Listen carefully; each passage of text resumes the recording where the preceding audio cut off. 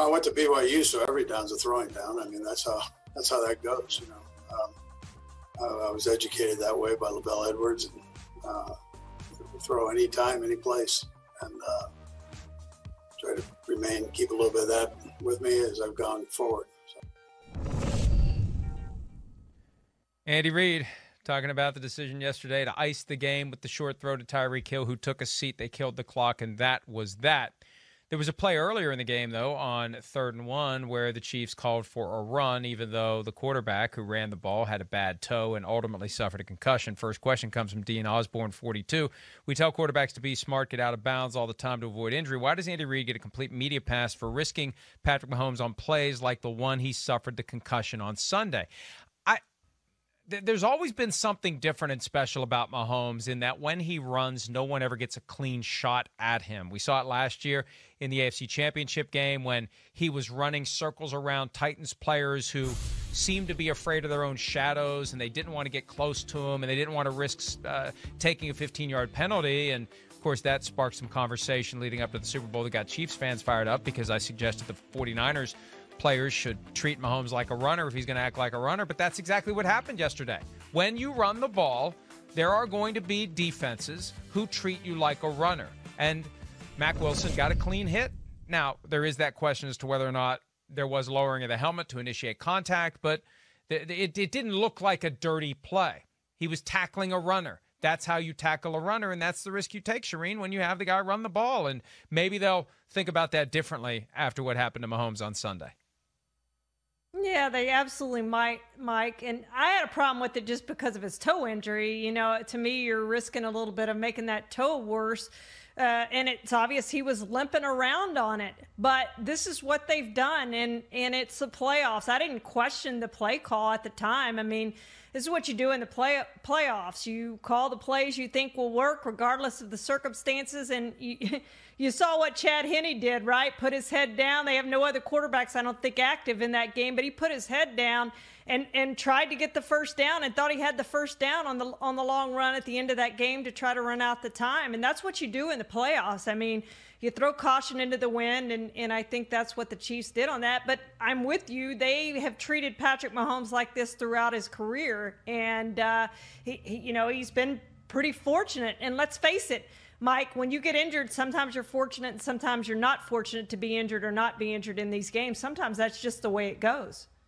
Yeah, luck has a lot to do with it. And for the most part, we've seen Patrick Mahomes put himself in harm's way and not get hit and not get injured. It was that knee injury that looked really bad on a Thursday night against the Broncos in 2019. He ended up missing a couple of games. Henne was injured, or he would have played in those games. It was Matt Moore instead, and did all right. And that's the thing. The Chiefs can pivot without Mahomes and still have an effective offense because of the weapons they have, although it's a lot more effective when Mahomes plays.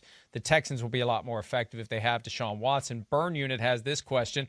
If Deshaun Watson is traded, could you envision the Texans trading him to a team inside the AFC? I'll take the first crack at this one. This one's simple. Deshaun Watson has a no-trade clause in his contract, and that doesn't mean he can't be traded at all. It means he can't be traded without his permission. So before they would trade him, they need to go to him and say, give us a list of teams that you'll play for. And we've already heard plenty of chatter that the Dolphins are a team that he would play for. So I don't know that they would trade him in the division, although I'm intrigued by the possibility of Deshaun Watson straight up for Trevor Lawrence. But they'll trade him to the place where they get the best deal.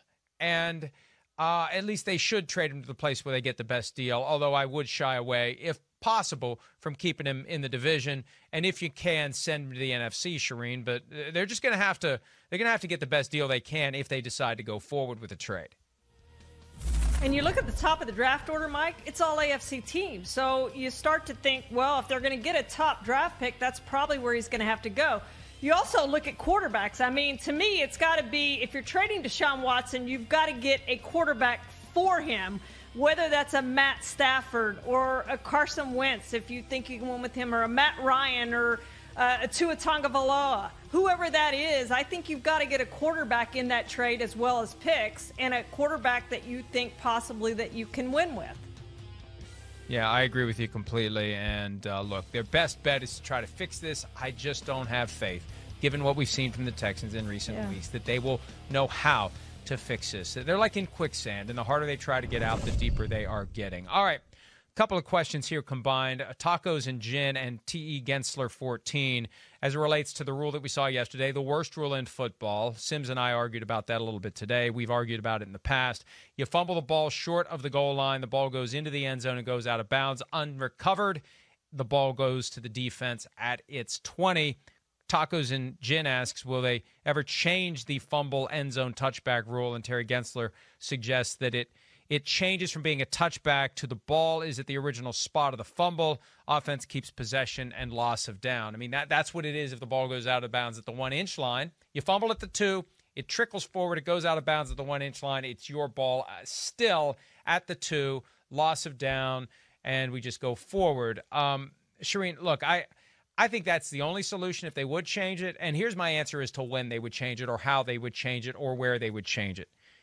Super Bowl Sunday, if it happens in that setting when 130 million or more people are watching, many of whom are casual fans, many of whom would be very confused and dismayed as they understand what this stupid rule is and the outcry that would come from that, especially if it affects the game. If it happens in the second half and really changes the momentum and it ends up being a 10 or a 14-point swing, that's when the NFL will all of a sudden say, oh, well, we have to change this, even though it's been hiding in plain sight for years. They'll change it when it embarrasses the NFL on its biggest day of the year. That's when they'll change it. I think it's enough, Mike, that it happened in the divisional round in a one-score game that they will at least talk about it in the offseason.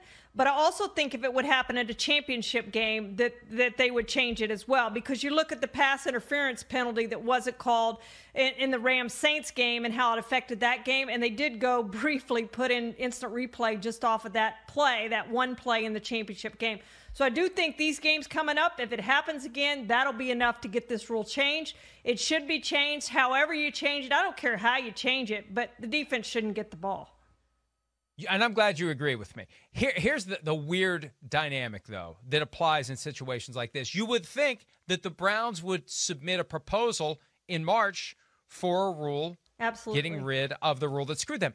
But when a team gets screwed by a rule like this, Shireen, they don't want it to go away because they think in this weird karma thing that it's going to help them the next time. So they don't want it to go away because next time around it's going to benefit them.